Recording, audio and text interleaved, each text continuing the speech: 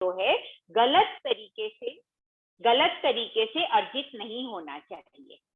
सही तरीके से जो सामाजिक जो हमारे नियमों का उल्लंघन ना करते हुए हमें अहिंसात्मक तरीके से और सत्य का पालन करते हुए जो हम कहते हैं ना कि बहुत ज्यादा मुनाफाखोरी करना,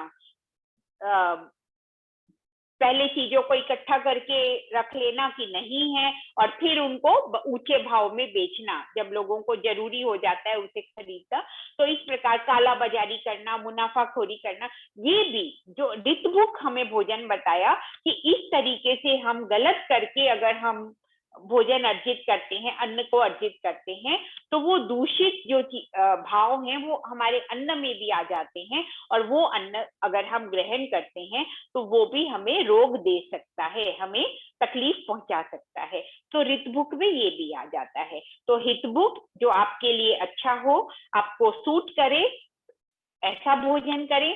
मितभुक ऐसा भोजन कि जो थोड़ा भूख से कम खाया हुआ, वो आपके शरीर में आलस्य नहीं पैदा करेगा, रोग नहीं पैदा करेगा, जड़ता नहीं पैदा करेगा। आपने देखा होगा बहुत ज्यादा आप भोजन कर लेते हैं तो आलस्य आ जाता है, भारीपन आ जाता है, फिर लगता है लेट जाएं, सो जाएं, विश्राम कर ले, आप एक्टिव नहीं रह पाते। तो अपनी एक्टिविटी को बनाए रखने के लिए मितभुक होना भी आवश्यक है। भूख से आधी रोटी कम खाना, ये हमारे बड़े बूढ़े हमें बता कर गए हैं। और ऋतभुक माने सही तरीके से अर्जित करें और ऋतु के अनुसार जो हो वो आप भोजन ग्रहण करें।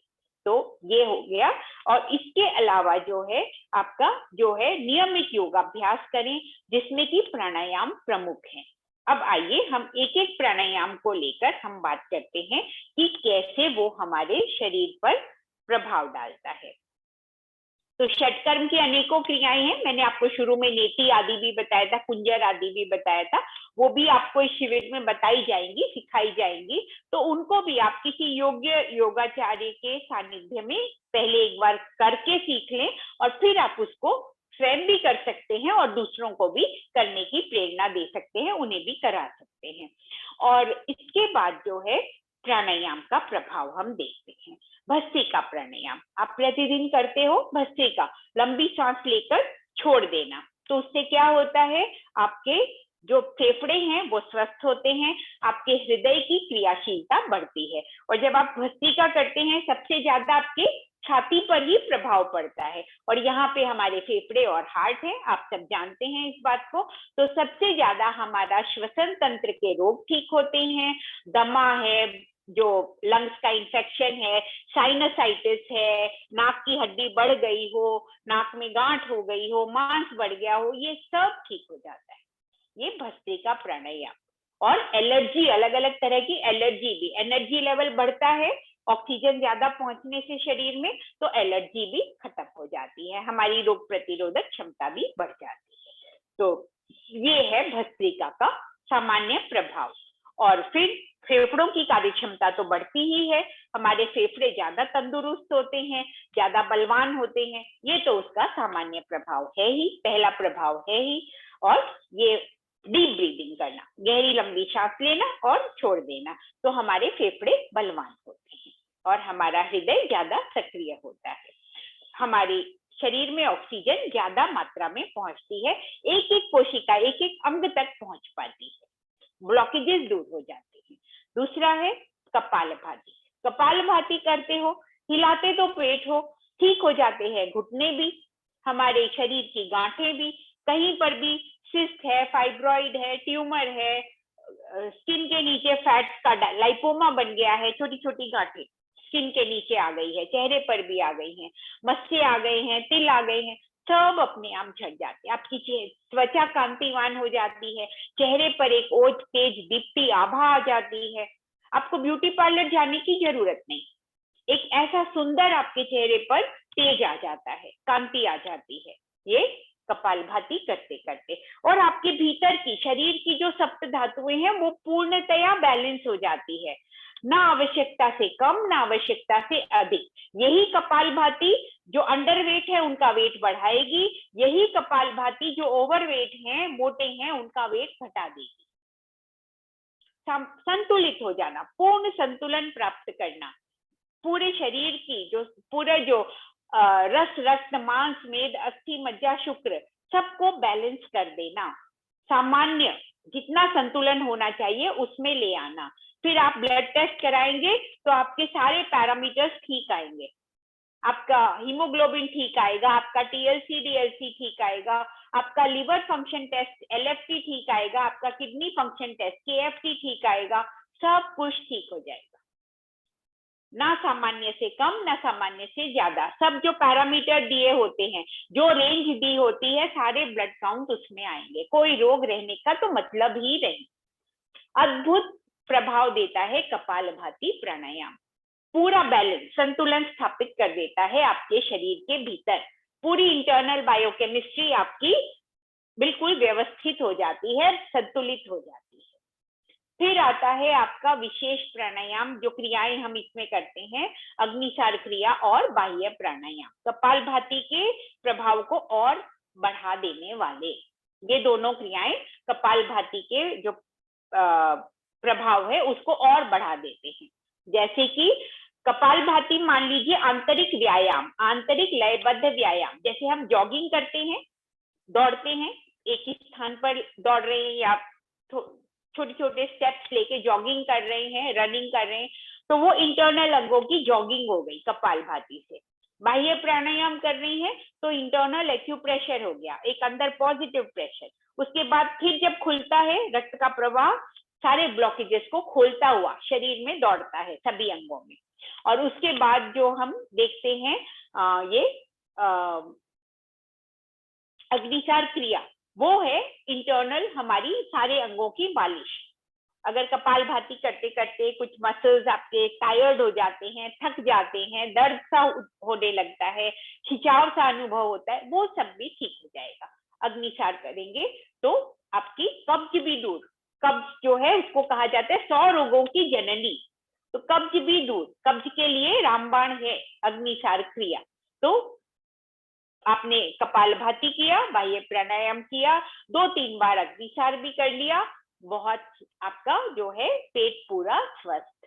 और सारे रोग, आयुर्वेद क्या कहता है, सर्वा रोगा जायन्ते उदरे मल संचय, मलों का निष्कासन अगर ठीक तरह से हो तो कोई रोग रुकेगा नहीं, आपके शरीर में बनेगा ही नहीं, उत्पन्न ही नहीं होगा। हार्ट का रोग भी कहाँ से आता है, पेट ठीक खराब होने से, पेट ठीक ना होने से, पाचन प्रक्रिया हमारी जो है क्षय अपचय क्रिया ठीक ना होने से, मुख्यतया पाचन क्रिया ठीक ना होने से हृदय रोग उत्पन्न होता है। कोलेस्ट्रॉल बनता है और वो धमनियों में जाके इकट्ठा हो जाता है, रुक जाता है, डिपॉजिट हो जाता है, और जिसके कारण हार्ट अटैक की संभावना कई गुना बढ़ जाती है। तो ये सारी चीजें कैसे ठीक होंगी, जब हमारा पेट ठीक रहेगा। फिर हमारी किडनी भी ठीक से काम करेंगी, हमारे बाकी के अंग जो हैं वो भी ठीक से काम करेंगे, हमारा जो पूरा जो साइकिल है और हमारी जो आने वाली संतान है वो भी सुंदर, बलवान और रोग रहित उत्पन्न होगी। अगर हम प्राणायाम के संस्कार से अपने बीजों को शुद्ध कर लें, विवाह के पश्चात सबसे पहला काम यही होना चाहिए कि जो स्त्री और पुरुष हैं वो प्राणायाम के द्वारा अपने अपने बीजों को, पुरुष बीज और स्त्री बीज, ओवम और स्पर्म दोनों को शुद्ध किया जाए और उसके बाद फिर संतति प्राप्ति के लिए प्रयास किया जाए। तो उससे क्या होगा, हमारे भीतर जो वंशानुगत रोग आ गए हैं पीछे से, जो हमारे नानी दादी पिता माता उनकी पीढ़ियों से, पिछली 7 पीढ़ियों से भी अगर हमारे जीन्स में, हमारे डीएनए में कुछ रोग आ गए हैं, वो भी हम प्राणायाम के द्वारा ठीक कर सकते हैं। और फिर जो हमारे बीज होंगे उसके बाद जो स्त्री बीज और पुरुष बीज, जो स्पर्म और ओवम बनेंगे, वो रोग रहित होंगे, तो हमारी जो आने वाली संतान है वो भी रोग रहित होगी, वो उनको रोग नहीं हम देंगे। जैसे हम अपनी संपत्ति देते हैं बच्चों को, अपने संतानों को, वैसे ही हम अपने रोग भी ट्रांसफर करते हैं उनके शरीरों में, तो वो भी हम नहीं करेंगे। हम रोग रहित संतति की उत्पत्ति करने में सक्षम होंगे। तो ये है प्राणायाम का प्रभाव। फिर उज्जयी प्राणायाम स्पेसिफिक आप करते हो, गले के लिए बहुत अच्छा है। गले में टॉन्सिल्स है, हमारा स्वर यंत्र है, तो जिनको हकलाने फुसलाने की समस्या, उनके लिए भी बहुत अच्छा है। फिर जिनको खर्राटे आते हैं, स्लीप एप्निया की प्रॉब्लम है, वो भी ठीक हो जाती है। आपका गला हर मौसम में खराब हो जाता है, आवाज बैठ जाती है, वो भी नहीं होगा। तो आप उज्जयी करते रहे। जो गाते हैं, जो जो वक्ता हैं, बोलते हैं, उनके लिए तो उज्जयी करना बहुत ही जरूरी है। तो वो उज्जयी नियमित करें और अपने रोगों को ठीक रखें। उसके बाद आता है आपका अनुलोम विलोम। 1 मिनट, घंटी बजी है, मुझे दरवाजा खोलना पड़ेगा, जस्ट आधा मिनट का समय।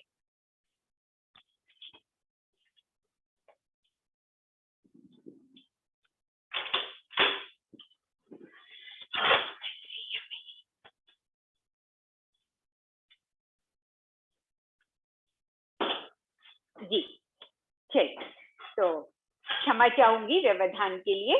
चलिए, तो अब मैं बात कर रही थी अनुलोम विलोम। अनुलोम विलोम प्राणायाम जो आप करते हैं, उससे तो आपके मस्तिष्क में, ये जो मैंने आपको बताया था नर्वस सिस्टम, और ये जो हमारी मास्टर ग्लैंड है जो हार्मोन्स बनाती है, पूरे शरीर के केमिकल्स सिक्रीशंस को प्रभावित करती है, वो भी स्वस्थ हो जाती है। अनुलोम विलोम, ईड़ा और पिंगला, जो हमारी सूर्य नाड़ी और चंद्र नाड़ी, जो दाहिना स्वर है, ये जो दाहिनी नासिका है, ये हमारा सूर्य स्वर है, पिंगला नाड़ी है। बाईं ओर जो है, ये हमारा चंद्र स्वर है, ईड़ा नाड़ी है, और दोनों का बैलेंस हो जाता है, तो हमारे स्वभाव में भी संतुलन आ जाता है। जो हमारे स्वभाव में गुस्सा है, या बहुत जल्दबाजी है, या बहुत ही शिथिलता है, वो सब बैलेंस हो जाते हैं, और हम जो है, जो सही रास्ते पर, मध्यम मार्ग जिसको हम कहते हैं, जो कि उन्नति का मार्ग है, उस पर चलने में सक्षम हो जाते हैं। अनुलोम विलोम हमारे मस्तिष्क के रोग, हमारे हृदय के रोग, सारे ब्लॉकेजेस, सारी नस नाड़ियों का शोधन करने वाला, इसको नाड़ी शोधन प्राणायाम भी कहा जाता है। तो नाड़ी शोधन मतलब सारी नस नाड़ियों के ब्लॉकेजेस को दूर करने वाला अनुलोम विलोम प्राणायाम। तो हमारे मस्तिष्क और हृदय से जुड़ी हुई विशेष जो है, ये नाड़ियों को बिल्कुल स्वच्छ कर देता है, शोधित कर देता है, और उनको हमारे जो शरीर के, जो समस्त मन के और शरीर के, जो यहाँ से ऊपर के आप देख लीजिए, आंख नाक कान आदि के, गले के, हृदय के, मस्तिष्क के जो भी रोग हैं, इसमें जो छोटे छोटे सिर दर्द से लेकर सर्वाइकल स्पॉन्डिलाइटिस आदि से लेकर, और बड़े रोग, पैरालिसिस, पार्किंसन, अल्जाइमर, जो डिमेंशिया, मेमोरी लॉस, ये सब भी आपका ठीक रहेगा। तो आप एक बहुत सुंदर जीवन जिएंगे। और इसके बाद जो भ्रामरी करते हैं और जो उद्गीत करते हैं, वो तो ओम का नाद और ओम का उच्चारण, हमारी जो नेजल कैविटी है, वहां नाइट्रिक ऑक्साइड बनता है इससे, जो कि हमारे पूरे जो मस्तिष्क की तंत्रिकाएं और हमारे जो श्वसन तंत्र, उसको साफ करने का काम करता है, उसके शोधन का भी काम करता है। तो ये भी बहुत महत्वपूर्ण है, ध्यानात्मक भी है, हमें ध्यान की ओर ले जाने के लिए भी बहुत जरूरी है। तो ये फिर भ्रामरी और उद्गीत, तो ये बहुत सुंदर जो पैकेज है। और फिर सहज रूप से प्रणव ध्यान में प्रवेश करना, और वहां से थोड़ी देर उसकी निरंतरता को आप बनाए रखने का प्रयत्न करेंगे, तो ध्यान भी आपके लिए बहुत सहज हो जाएगा। प्राणायाम के तुरंत बाद आप जितना समय हो उसके अनुरूप ध्यान भी कर सकते हैं। 3 मिनट 5 मिनट का समय हो, या आपके पास आधे घंटे का समय हो, तो आप ध्यान में लगा सकते हैं। तो ये आप जो है बहुत ही महत्वपूर्ण है। प्राणायाम के द्वारा और योगाभ्यास के द्वारा साथ में मुद्राएं, एक्यूप्रेशर आदि भी जोड़ दें, तो आप पूर्ण आरोग्य प्राप्त कर सकते हैं। पूर्ण सक्रिय होकर समाज निर्माण में, राष्ट्र निर्माण में अपना सहयोग दे सकते हैं। तो इन्हीं बातों के साथ मैं अपना ये जो आज का लेक्चर है समाप्त करती हूँ। अब 5-7 मिनट अगर आपके कोई विशेष प्रश्न है तो आप पूछ सकते हैं। जी ओम बहन जी प्रणाम। जी ओम। मैं आपसे नम्र निवेदन करता हूँ कि हमारे जो भी ग्रामीण आरोग्य केंद्र संचालक हैं जी 5 मिनट के लिए कुछ प्रश्न उत्तर करेंगे, तो जी आपसे जी मैंने मैं उनको निवेदन समय करता हूँ। दिया है। जी जी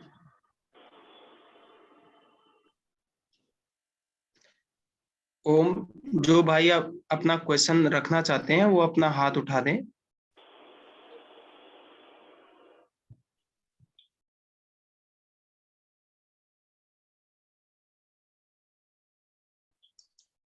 प्रदीप कुमार जी।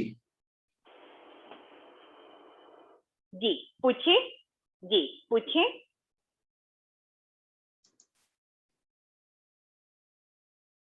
सभी अपनी वीडियो ऑन करेंगे और ऑडियो या माइक ऑफ करके रखेंगे, और जिसको समय दिया जाए वो अपना माइक अनम्यूट करके प्रश्न पूछे और फिर तुरंत म्यूट कर दे। मैम, स्प्लीन के बढ़ने से क्या रोग उत्पन्न होते हैं?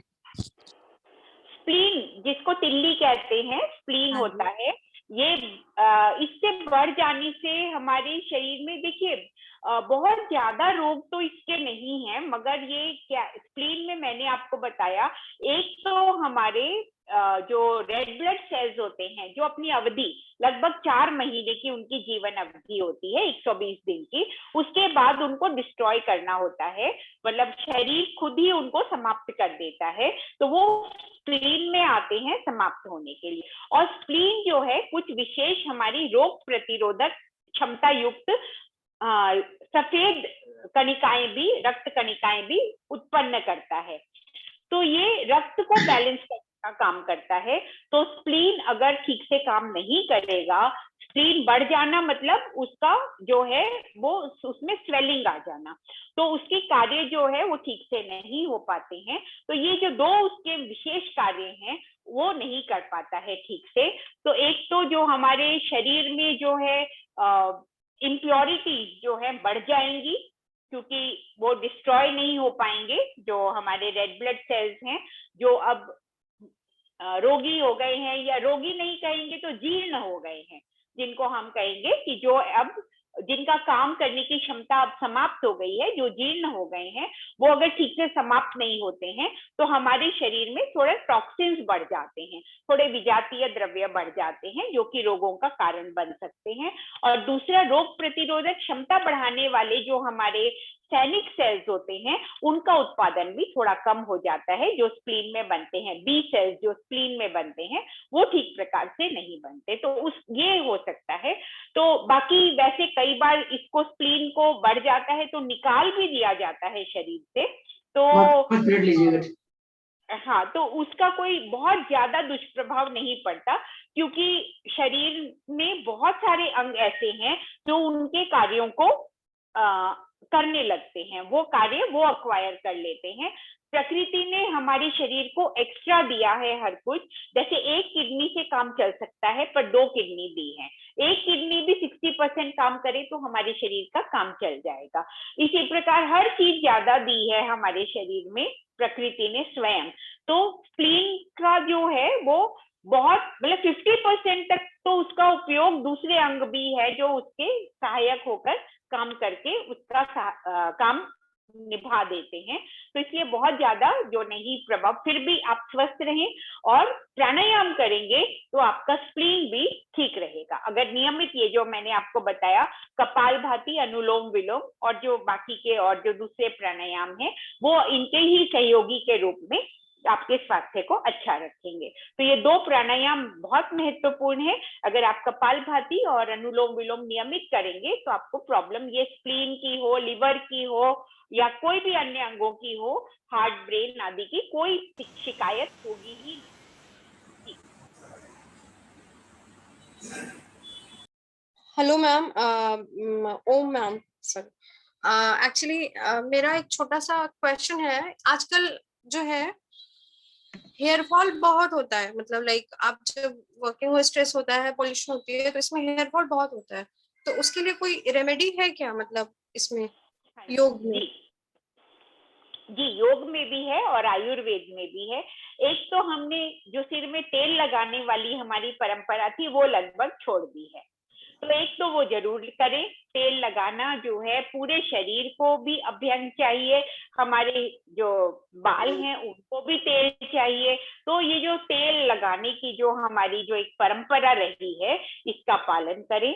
दूसरा जो है डैंड्रफ या जो कोई इन्फेक्शन, स्काल्प का इन्फेक्शन है वो ना हो, इसका ध्यान रखें। उसके लिए भी कई औषधियां हैं, औषधि युक्त तेल भी हैं। और पूज्य स्वामी जी बताते हैं जैसे कि जो खट्टी छाछ या खट्टा दही ले ले 2-3-4 चम्मच, उसमें थोड़ा नारियल का तेल, थोड़ा फूला हुआ सुहागे का पाउडर जो है वो मिला लें, और नीम के पत्तों का थोड़ा रस या नीम के पत्ते थोड़े पीस कर उसका पेस्ट मिला लें और फिर उसको लगाएं तो आपकी डैंड्रफ भी दूर होती है। तो वो भी पालन करें। दूसरा जो एक और जो है आपके आहार में कुछ पोषक तत्व नहीं होने के कारण भी, जैसे आयरन ना होना, आयरन जो है हमारे जो बालों की जड़ें हैं उसको मजबूत रखता है।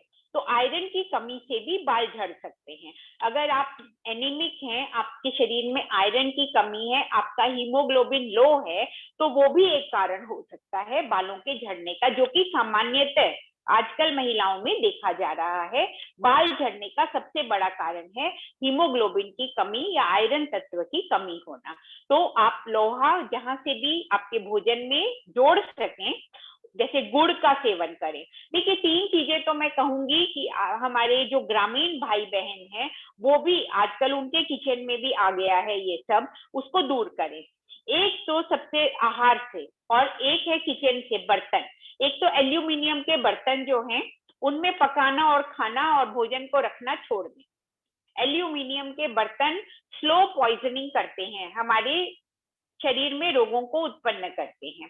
तो एल्यूमिनियम के जो भी पात्र हैं उनको हटाएं, और जो पहले के समय में कांसे के या पीतल के कलई किए हुए बर्तन या लोहे के बर्तन, लोहे की कढ़ाई या फिर मिट्टी के बर्तन, इनको जो दूध आदि पकाने के लिए, दही आदि बिलोने के लिए जो मिट्टी के बर्तन रखे जाते थे, उनका ही प्रयोग दोबारा से आरंभ करें। तो ये सबसे अच्छे होते हैं मिट्टी के बर्तन। उसके बाद आते हैं कलई किए हुए पीतल के बर्तन, खाने आदि के लिए रखने के लिए कांसे के बर्तन या फिर स्टील के बर्तन। वो अगर फायदा नहीं करते तो नुकसान भी नहीं करते। तो सबसे पहली बात तो अपनी रसोई से, अपने घर से एल्यूमिनियम के बर्तन खत्म करिए, उनको निकाल दीजिए। दूसरा जो है आहार में 3 चीजें जो मैं कह रही थी, एक तो आयोडाइज्ड नमक, उसको छोड़ दीजिए, सेंधा नमक, काला नमक, इसका प्रयोग करें।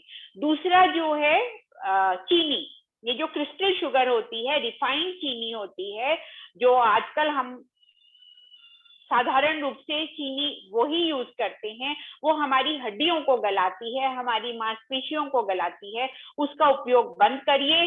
गुड़, खांड, शक्कर, बूरा, इनका प्रयोग आप आरंभ करिए, या फिर शहद, इनको आप इस्तेमाल करिए मीठे के रूप में।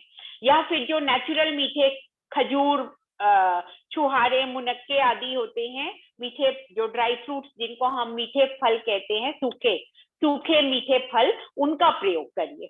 तो मिठास जहां आपको चाहिए भोजन में, तो वहां पे जैसे दूध अगर मीठा चाहिए तो उसमें छुहारे पकाकर या मुनक्के उबालकर आप वो मीठा दूध करके पिए, या ठंडा दूध अगर पी रहे हैं तो शहद मिलाकर भी पी सकते हैं सामान्य टेम्परेचर पर।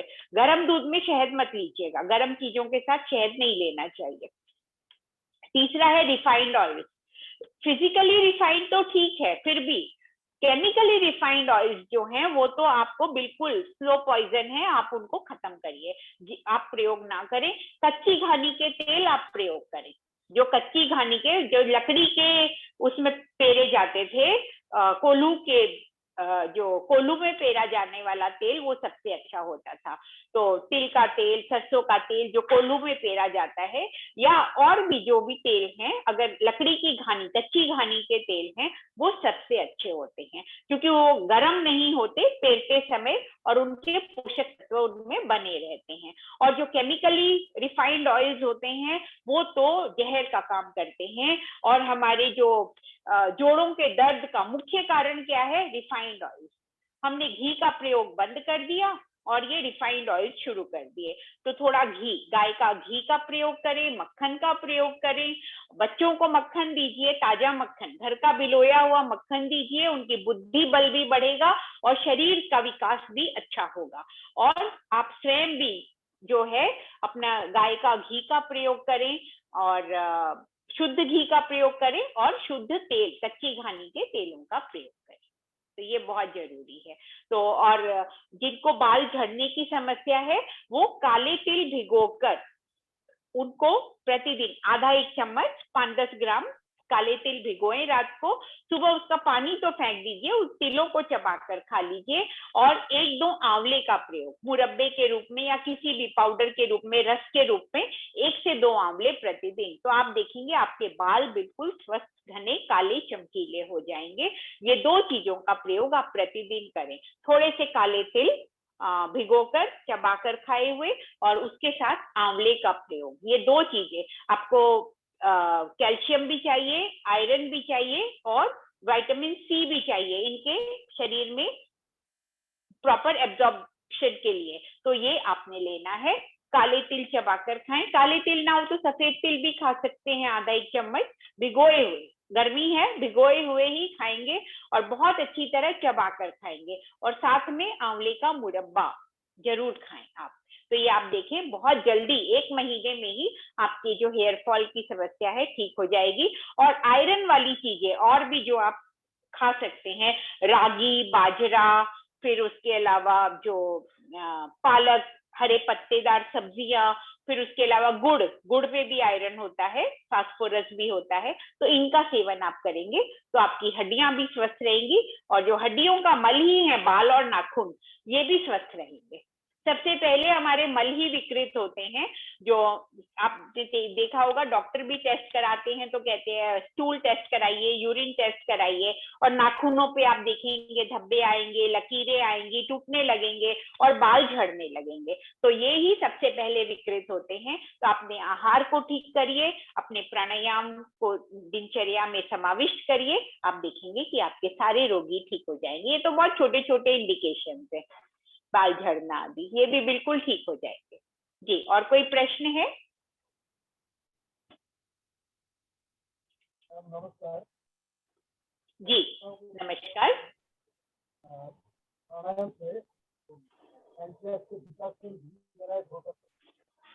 आवाज कम आ रही है। कि तो एनसीएस का विकास है वो प्राणायाम से रीजनरेट हो सकते हैं। आवाज बहुत कम आ रही है जी, मैं सुन प्रदीप नहीं जी पा रही बोलिए। हूँ। हाँ जी मैम, जो पतंजलि का रिफाइंड ऑयल है वो यूज कर सकते हैं हम? अगर फिजिकली रिफाइंड है तो आपके स्वास्थ्य के लिए अच्छा होगा।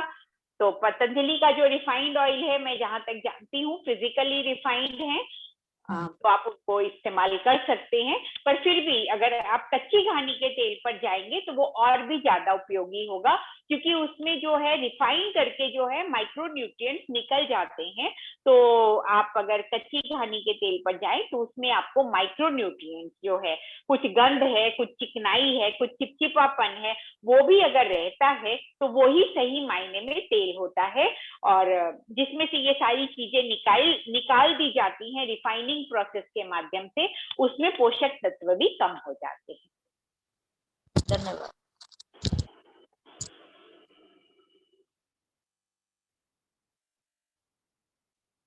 जी बोलिए। जी बहन जी, लगभग सभी हो गए हैं अभी। एक हाथ उठा हुआ अभी भी देख रही हूँ, एक भाई हैं हमारे गुरुलिंगप्पा, कुछ वो हाथ उठाए हुए हैं अभी भी। हाँ, जो मैं नाम उनका पढ़ पा रही हूँ इसमें, गुरुलिंगप्पा भाई, आई थिंक शायद साउथ से हैं वो। उनको भी अनम्यूट करें, उनका भी समय दीजिए पूछने के लिए।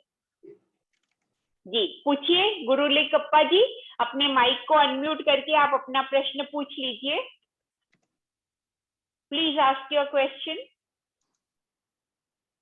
ग्रामीण भाग में घुटनों दर्द का बहुत प्रॉब्लम है, तो लोग मुझे पूछते हैं घुटना दर्द का क्या है स्वामी बताइए। तो मैं कई, अब तुमने एक बताया रिफाइंड ऑयल, मैं ऐसे कई जो है बिल्कुल केमिकल बिल्कुल, बहुत अच्छी बात ऐसे कही तो आपने। ब्रेक और भी रिफाइंड कुछ ऑयल बंद करने को बोलिए, घी हाँ। खाने को बोलिए, नारियल का तेल खाने को बोलिए, और वो भी केमिकली रिफाइंड नहीं होना चाहिए, वो भी कच्ची घानी में वुड प्रेस्ड ऑयल होना चाहिए।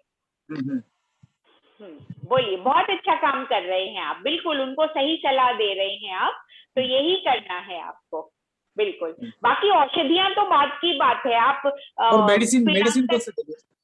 पीड़ांतक मलहम लगा सकते हैं, पीड़ांतक तेल हाँ। की मालिश कर सकते हैं, उसके बाद थोड़ा क्रेप बैंडेज बांधने को बोलिए उनको, ताकि वो गर्मी बनी रहे और उनके जोड़ों को लाभ मिले। और उसके बाद जो है अपने जो कपालभाति प्राणायाम अगर रेगुलर करेंगे, आधा घंटा रोज करेंगे, तो उनकी ये समस्या बहुत जल्दी ठीक हो जाएगी।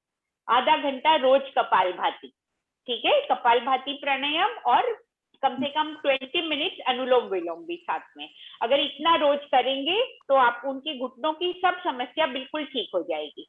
घुटनों के लिए कुछ एक्सरसाइजेस कर सकते हैं जो डॉक्टर बताएं, फिजियोथेरेपिस्ट बताएं, ऐसे वैसे व्यायाम करें।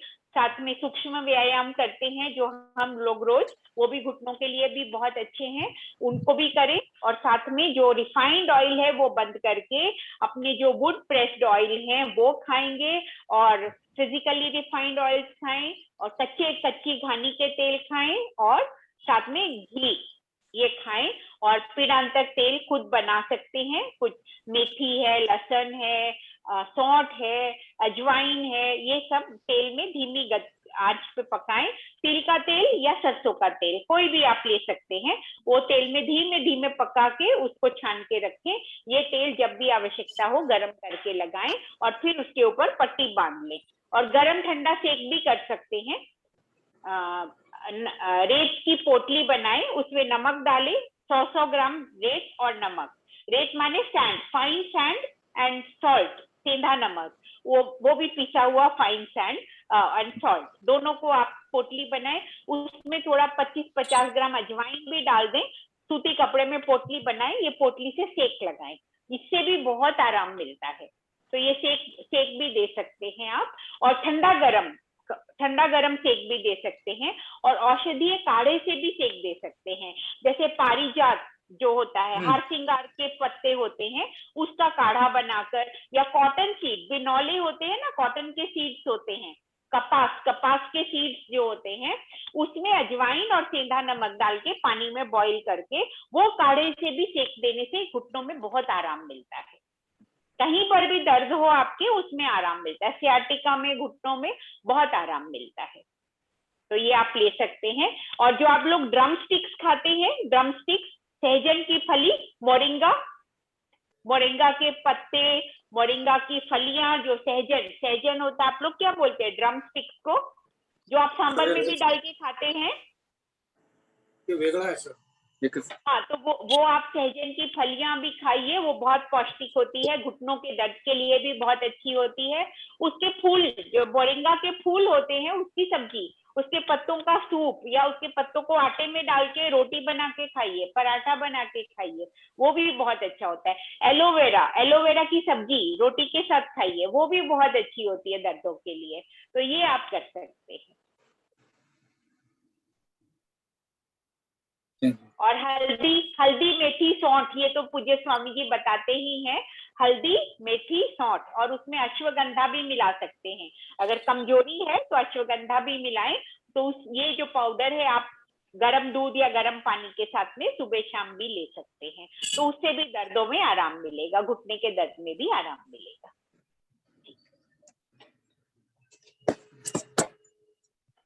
जी,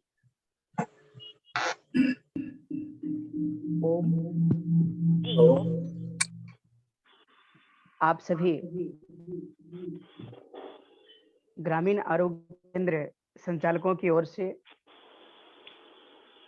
आदरणीय बहन डॉक्टर सुनीता जी को मैं बहुत बहुत धन्यवाद करता हूं कि बहन जी ने आज हम सबको लगता है कि एक ही सत्र में योग, आयुर्वेद, स्वदेशी, शरीर विज्ञान, एक ही सत्र में, कहते हैं ना कि घर में सागर भर दी है लगता है कि हम सबको एक दिन में डॉक्टर कर दी है। तो लगता है कि हम सब जिस तरह से आदरणीय बहन जी ने हम सबको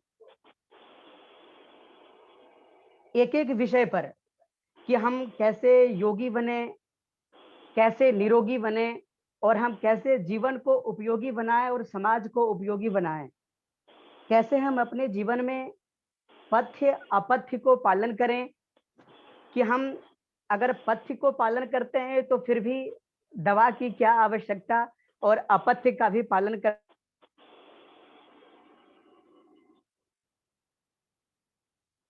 करते हैं तो हमें दवा की क्या आवश्यकता। हमारी बहन डॉक्टर सुनीता जी ने रखी है, तो इसके लिए मैं पुनः डॉक्टर बहन जी को मैं धन्यवाद ज्ञापन करता हूं, सभी ग्रामीण आरोग्य केंद्र संचालकों की ओर से।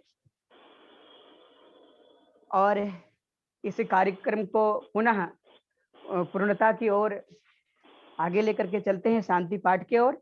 तो आइए हम सभी ओम शांति पाठ से समापन की ओर आगे बढ़ते हैं। ओम। आप सबके लिए पूर्ण आरोग्य की कामना करती हूँ। हमारे ऋषियों की वसुधैव कुटुंबकम के भाव इस मंत्र में दृष्टिगोचर होते हैं। ओम सर्वे भवन्तु सुखिनः, सर्वे सन्तु निरामया, सर्वे भद्राणि पश्यन्तु, मा कश्चित् दुःखभाग् भवेत्। ओम शांति शांति शांति। आप सभी के जीवन में आदि दैविक, आदि भौतिक एवं आध्यात्मिक शांति का आधान हो, इसी शुभ मंगल कामना के साथ ओम श्री परमात्मने नमः। ओम श्री गुरुभ्यो नमः। और आप सभी सेवाभावी महानुभावों को भी मेरा हार्दिक नमन। ओम सर्वेभ्यो नमः। ओम। आप सभी ग्रामीण आरोग्य केंद्र संचालकों के लिए एक विशेष सूचना है। कल के सत्र में आप अपना वीडियो ऑन करें भाई रामविलास जी, आपको देख नहीं पा रही हूँ। अच्छा,